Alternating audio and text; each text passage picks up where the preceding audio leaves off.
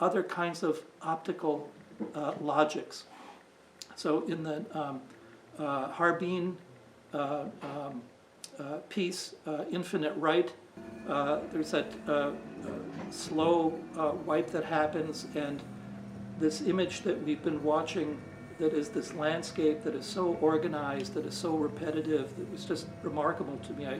I felt like I was watching a slow motion animation from this train that was going 150 miles an hour.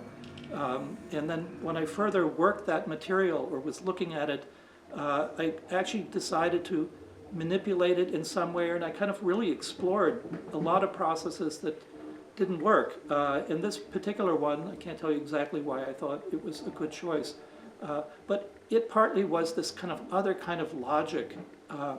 You could call it a special effect, but again, you know, it's really a mathematical, it's algorithms, it's a kind of construct. It's like another kind of lens, but it's electronic.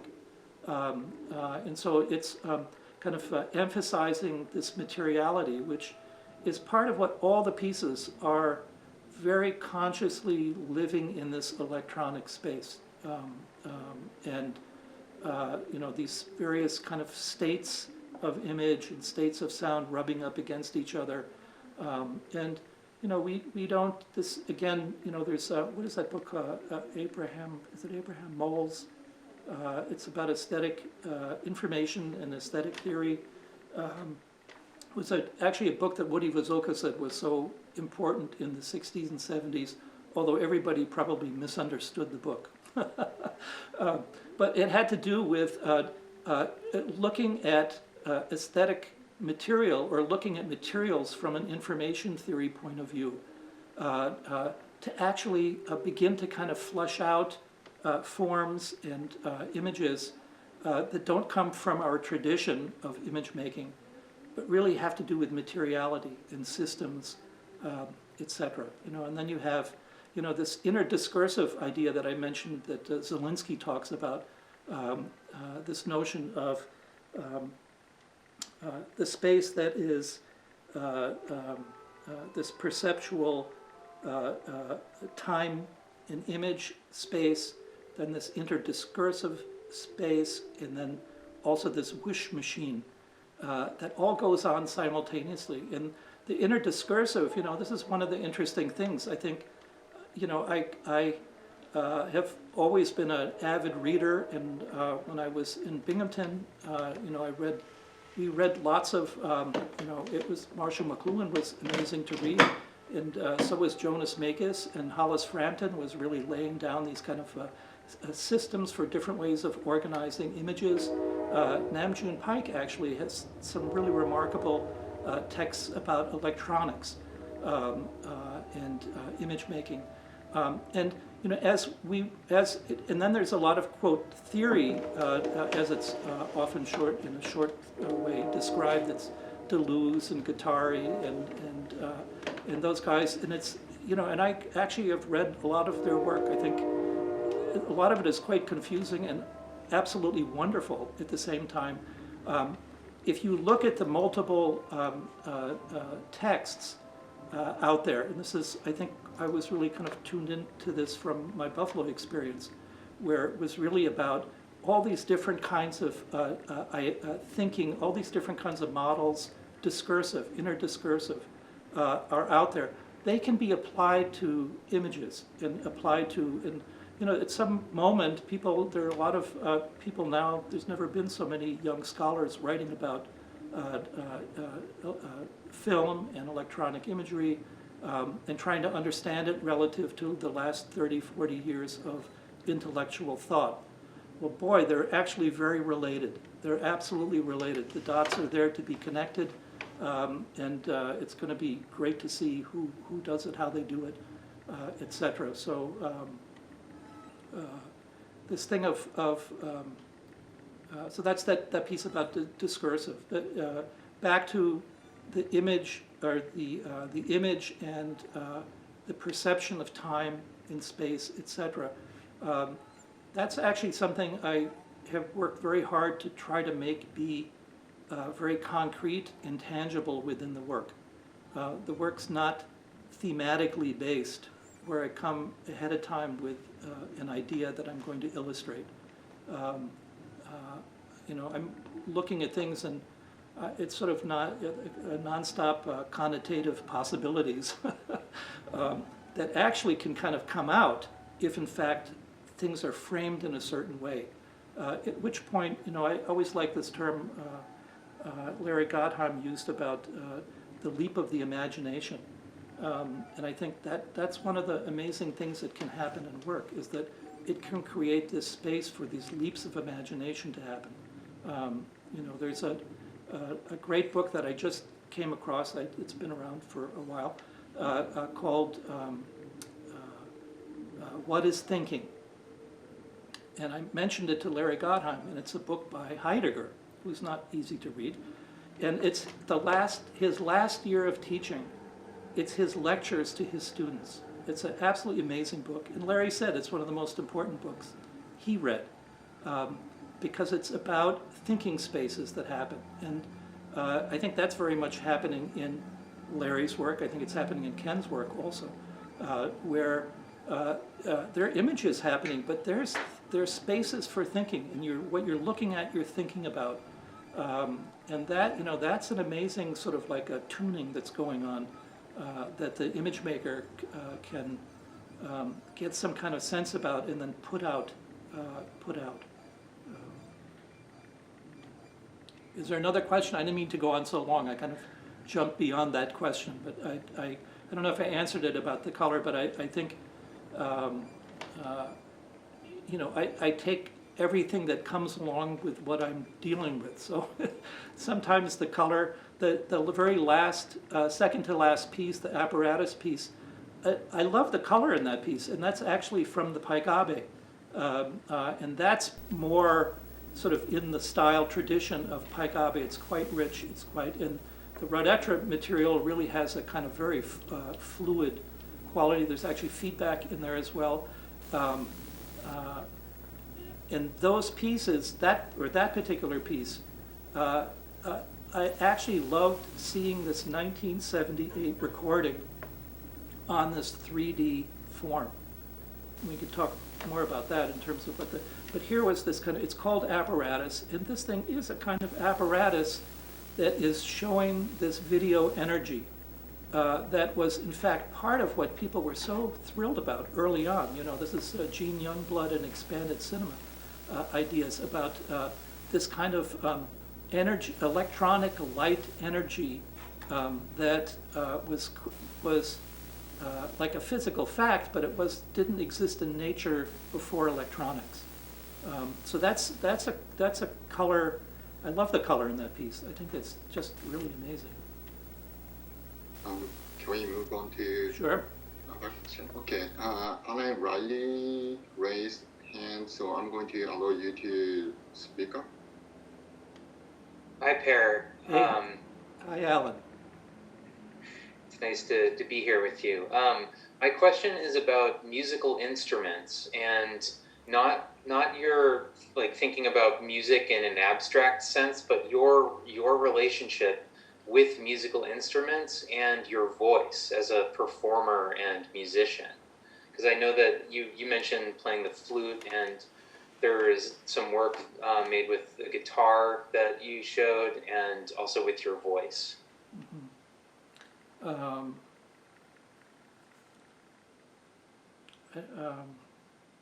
I have to think about that in terms of like an interesting response around it. I mean, part of it is a curiosity and, is a love of sound. And then, in a sense, the instruments, for me, are a little bit like the objects that exist in the video pieces. It's a little bit like the blueberries, or the apples, or the grapefruit, or the chair, or the etc. that then is manipulated. So, what it is that happens with the instruments is not any kind of virtuoso playing by any means. It's really about sort of like activating the instrument, just activating it, like getting it to start doing something, resonate in some fashion. And then that becomes this kind of energy system that goes through the electronic system. And so you've got something to push back against. You have some sense of what the flute actually does sound like, but then you're also confronted with the fact that that's not the sound of the flute. It's a sync event, but it's not the same instrument that we're seeing and hearing. There are in carrier band, I've used a short neck stringed instrument, which is really just a practice instrument, right? It's like guitarists use it to get their fingers to practice their chords and such. Keith Rowe was one who really introduced that idea to me. It's something that he used a lot, and because he said to me, Perry, you're traveling with your guitar. It costs a lot of money to travel with your guitar. I was in a music festival in Norway. It cost me $150 to transport the guitar. I felt like I was taking somebody on a trip. And I thought, oh, okay, I may have to really think about how I'm going to do that. So anyway, this is on one level a kind of a practical thing, but I ended up, and this is, also, I think, being influenced and being inspired by Stena Vazolka and her violin power piece that she's developed over many, many years. Being able to take the stringed instrument that I have and put it through a MIDI converter. So out come numbers, and it can go to max MSP jitter, it can go to anything that can take MIDI numbers, and that then, the note can actually control the speed of something, or control whatever the parameters. So it's another kind of coding signal kind of process. I don't think of it as effects. I don't think of any of the stuff as effects. I don't think I would be interested in it if it was only effects. And voice, I again in carrier band, that's maybe more. That's my role in carrier band is playing the vocoder, and that my voice being mixed together with recordings of my father's recordings through Rebecca's patches and through Andrew's manipulation. And that's an interesting one, how the vocoder, I think there are a lot of things you could do with the vocoder. I by no means have explored all the possibilities of the vocoder, but I like the spooky voice. I really like the spooky voice. It is, it's something, it goes into this other place. It's actually quite emotional, and it's also comforting. There's a Peter Sloterdijk, who is, for me, a fairly recent discovery in the last 2 or 3 years, amazing philosopher and writer about media in Karlsruhe, Germany. Writes about the first sounds that we ever hear, all of us. The first sounds we've ever heard are our mother's heartbeat and the voice of the mother, the exuberant voice of the mother. That's everybody's first conscious sensory experience. So, there's some very deep, rich stuff that has to do with the development of consciousness and sound and, things we don't necessarily understand all that well. And, my sense about the vocoder is that in those, as I call them, spooky sounds, really do, it is a kind of abstraction, or it's a kind of defamiliarization. You suddenly, the leap of the imagination happens. You begin to, if you trust it, or if you don't feel sort of threatened by it, it's not doing something bad. The spookiness is not threatening. We kind of open up, and there's a kind of very interesting mental mind space that happens. Thanks. Yeah. Thank you, Alan. And if anyone has a question, please raise your hand so that we are going to allow you to speak. There's one question I found in the chat window from Chris Hill. Did you use a rat edra on the last 2 pieces? If so, were the forms made with a rat edra? What other forms? I missed the last part of the question. It's on the Last 2, that's apparatus part 2 and part 1. Yeah. It the piece that is the first one that you see, which is apparatus part 2, that actually has, those are Rudetra, those images are a combination of Rudetra and Paigabe. That was, and actually the Rudetra material was recorded at Media Study Buffalo, where there was a Rudetra, and I think that the first semester I was there, we had access to, and we were very excited about using that device. Those recordings I took with me to the Experimental Television Center, and in 1998, I took those black and white images with the Rudetra and ran them through the Paigabe colorizer, which we had, so that suddenly there was all of this kind of very rich color. I just did a lot of things with it. In fact, I have an hours-long recording of a piece I made called "Image and Its Reproduction." It's on half-inch reel-to-reel. It's an hour long. I haven't gotten it transferred yet. It's a kind of expensive thing to transfer. But the point on that is the Rudetra, yes, is that artifact. It's there. The Paigabe artifact is there. Quality of light and all that's there. That's interesting that you asked that.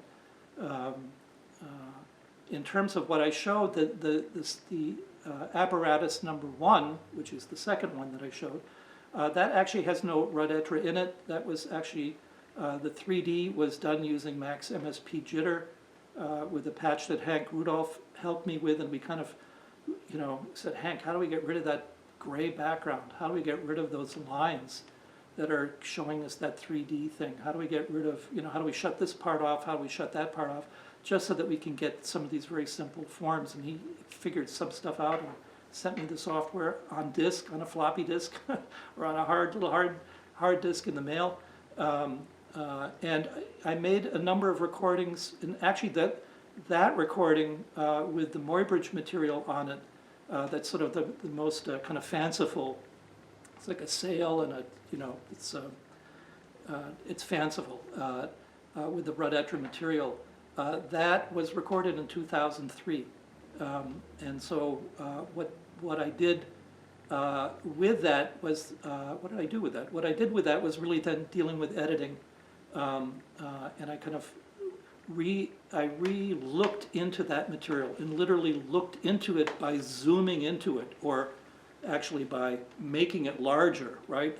And the effect is that you're zooming into it, so you can look at little sections and parts of this Muybridge material, which is material I've actually used. That is in my work from 1976, actually, and we were going to have a piece from 1976 that was it's called Video Locomotions, which is it's a piece I just absolutely love. It's an amazing, simple, using the oscillator drifting of the video with this Muybridge material, and gets a little like a patch that was done with a little pulsing, so it creates a kind of flicker. So basically, it's like a recreating of a film camera cinematic construct. The images actually start moving and etc. But it's happening because of electronic pulses and timing.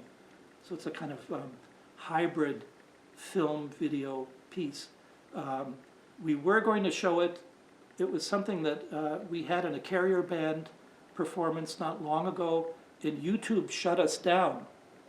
We weren't quite sure why that happened, and right in the middle of our performance, we had to shift over to this was at the Birchfield, and they had like another way in, and we could kind of recover. It turned out later we found out that it wasn't because of copyright material, which I thought, oh, maybe it's because somebody has the copyright to Muybridge, those Muybridge images, which I've shown now for 40 years.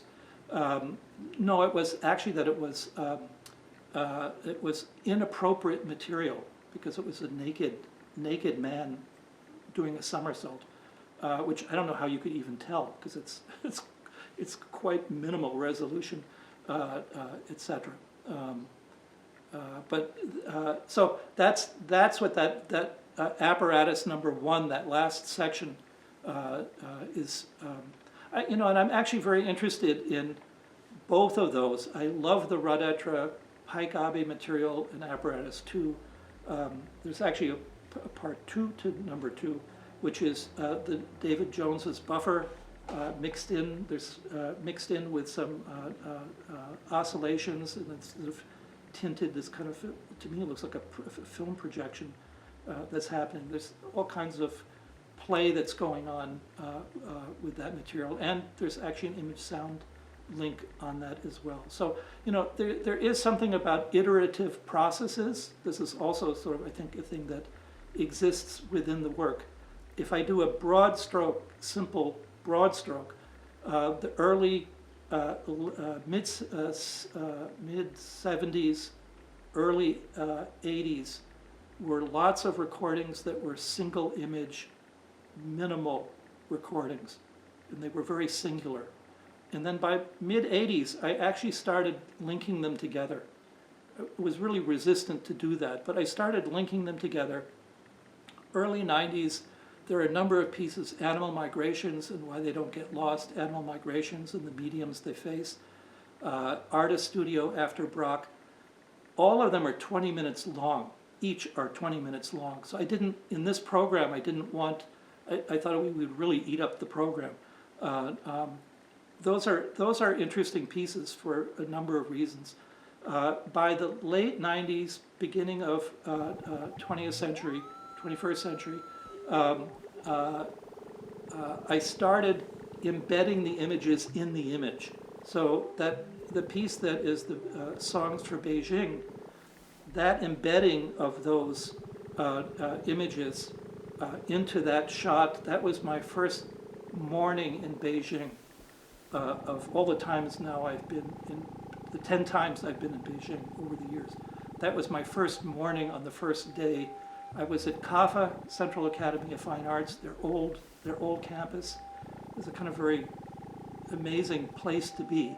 And it was a very simple witnessing that I did with the camera in a kind of performance that I thought of it as a camera performance, continuous shot with the cup and with the background and then this big hairy monster that's in the, I had a dirty lens, which I didn't realize. And that was the base shot that then I inserted images into. And there are quite a few different pieces that I've made that have that kind of construct in to them. And so you have, in those, you have, the depth of the camera image, and that piece is very much about depth.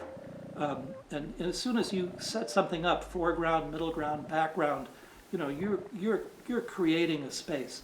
And the way that the images, they sit on the surface, right? So there's all kinds of things that happen in terms of the spaces of the shots, the flatnesses of the shots, the flatnesses of the processed shots, the depth of the camera, lens-based material, and whatever those qualities are, or that one even notices them, is because of, in a sense, a kind of frame or a limit that's been set in a kind of pacing where you get a chance to just look at stuff and not be beat up, to know something or to be told something or to be asked to do something, where it's something just exists, or a set of things just exist and their relationships, and they begin to kind of percolate.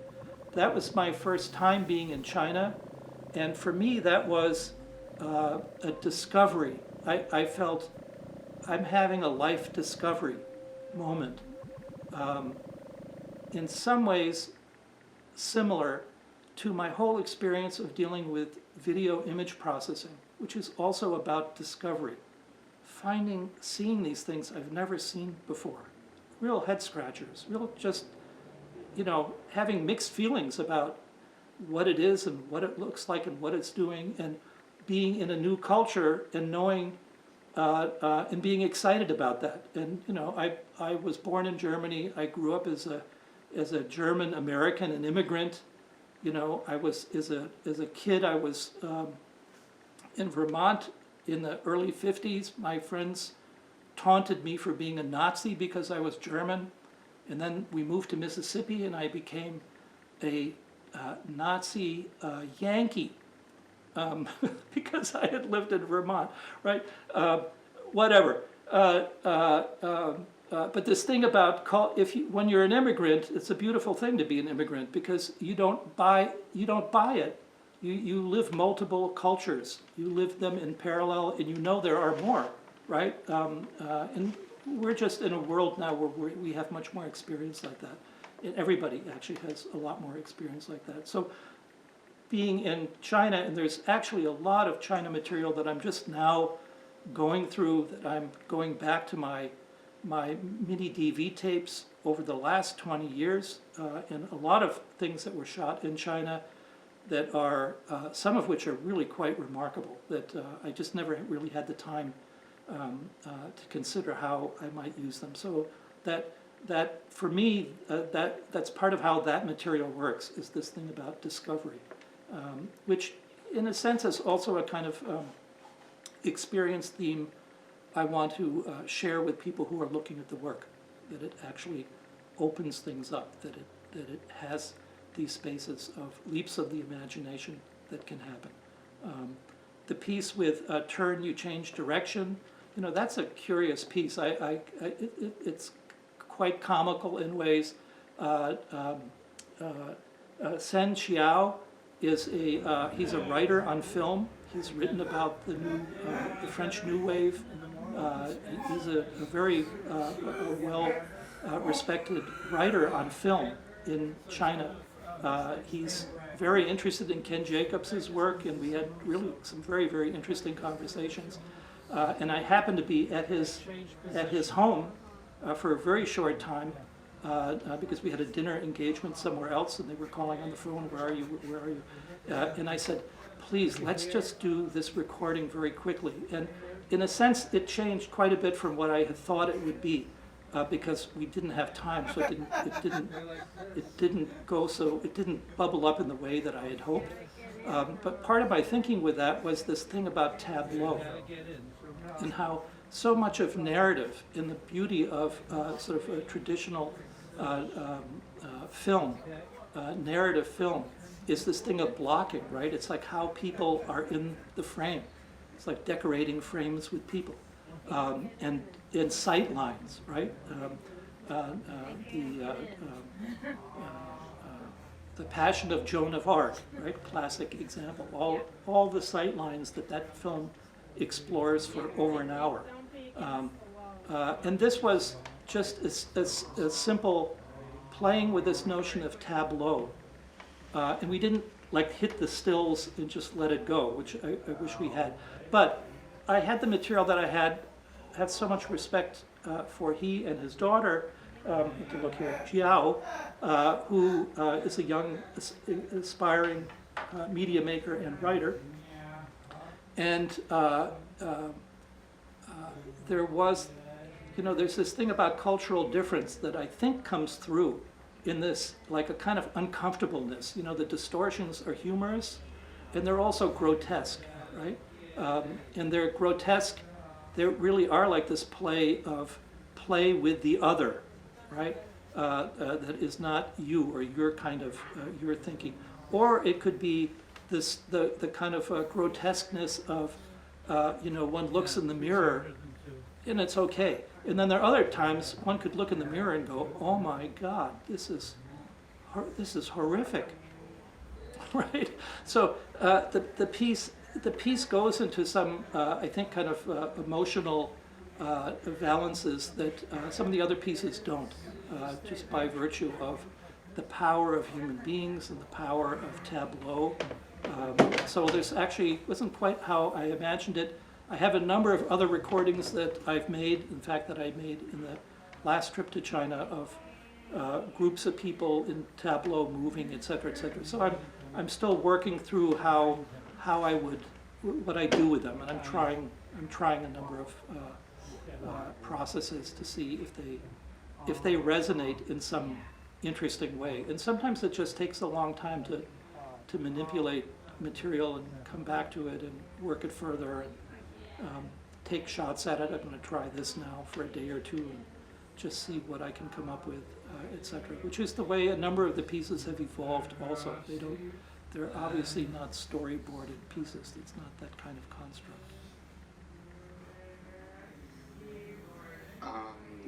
Thank you, Chris. And there's a hand from Cassandra Joseph. And also there are 3-4 questions in the Q&A window. Okay. So I'll go fast. Because Cassandra, I'm going to allow you to talk. My goodness, I have so many questions, but I'll try to keep this concise. I was quite captivated by the kind of presence of the technology used in much of your work, but especially Uber Organ. And I was wondering if you could speak more to that topic, especially how you arose at using hardware as like an obvious conceptual player in your art. But also I noticed you mentioned several more academic and philosophical writings earlier on in this webinar. And I was wondering how that had informed your artistic process.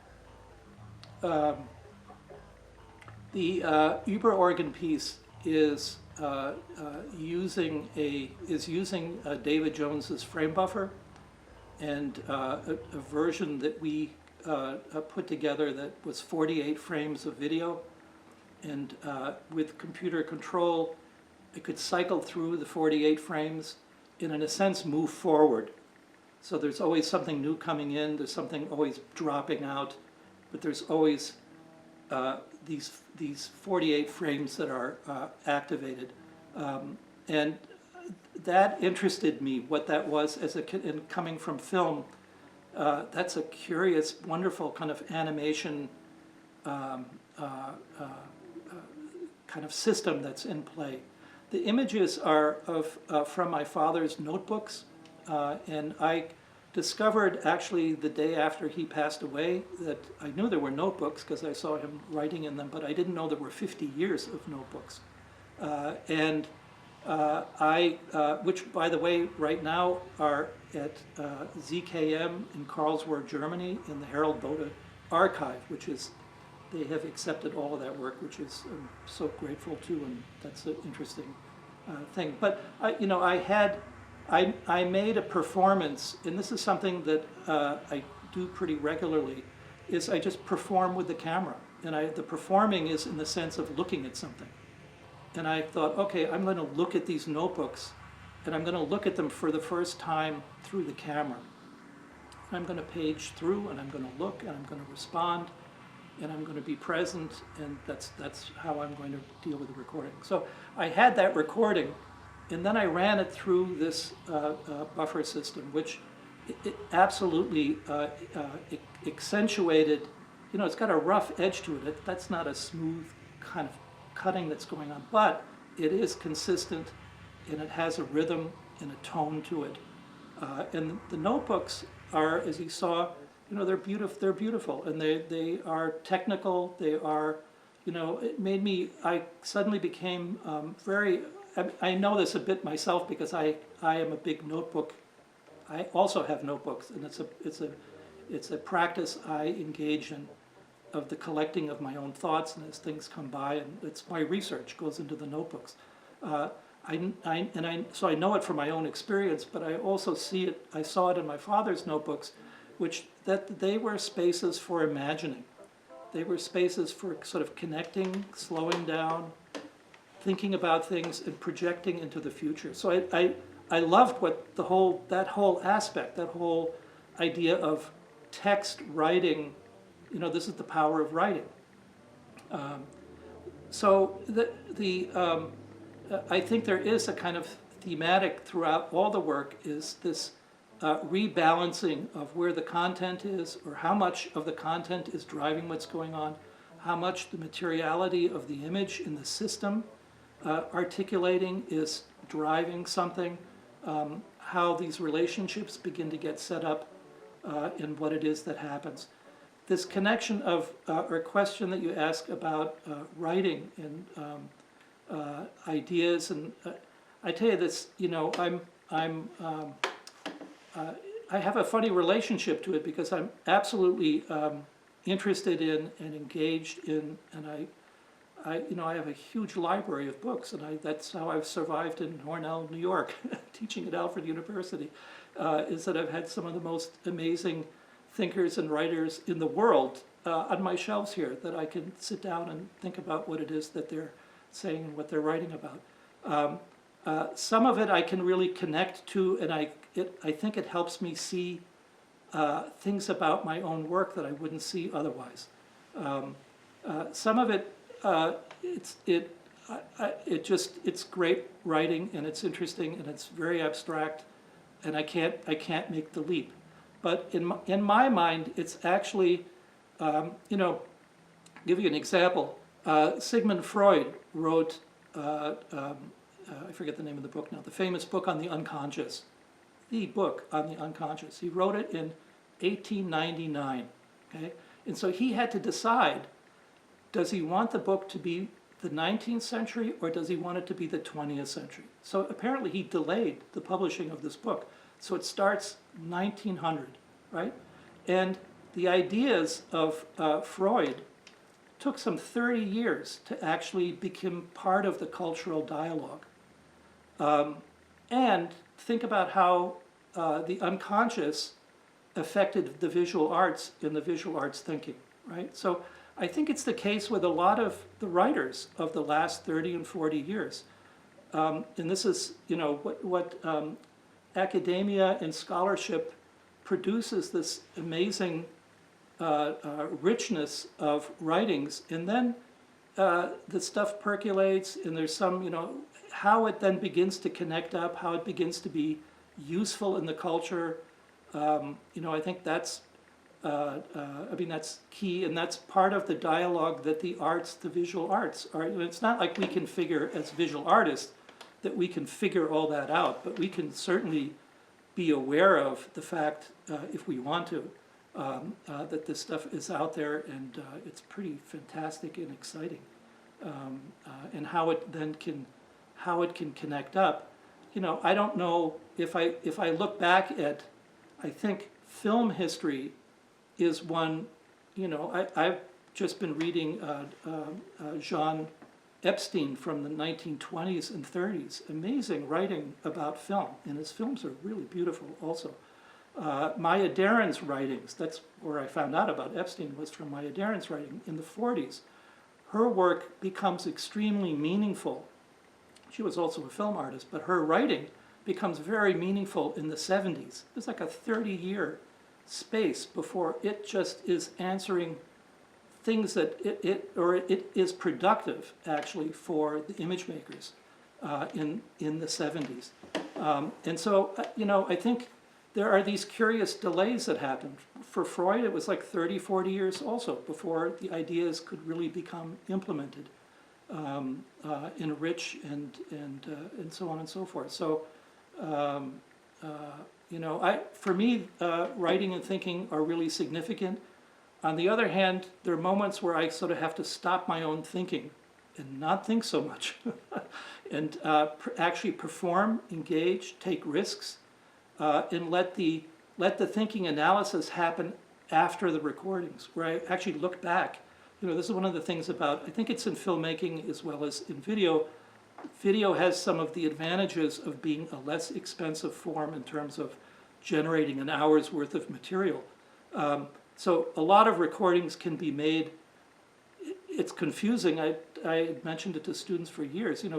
Video, this is somewhat the case with film as well, but one can affordably generate these large amounts of material.